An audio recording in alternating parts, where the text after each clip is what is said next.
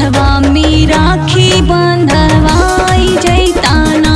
ए कान्हा हो हथवा में राखी बांधवाई जैताना।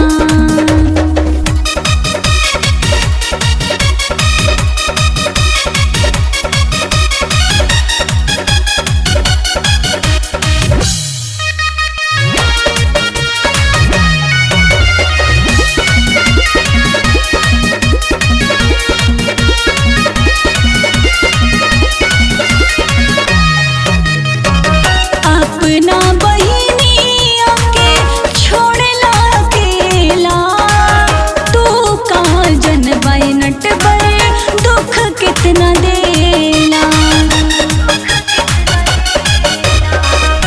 अपना बहिनिया के छोड़ला अकेला, तू कहाँ जनबाई नट पर दुख कितना देला।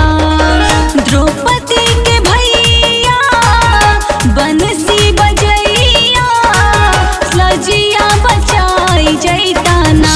ए कान्हा हो हथवा में राखी बांधवाई जैताना। ए कान्हा हो हथवा में राखी बांधवाई जैताना।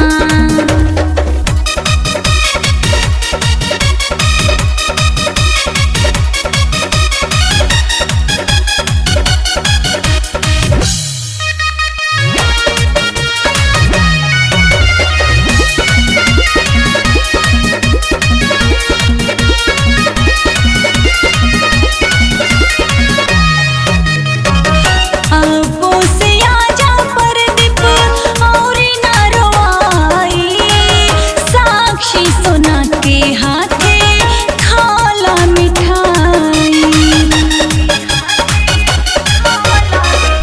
अबो से आजा परदीप और ना रोआई, साक्षी सोना के हाथे खाला मिठाई।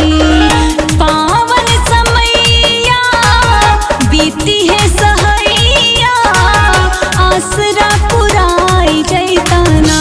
ए कान्हा हो बहिनी से राखी बांधा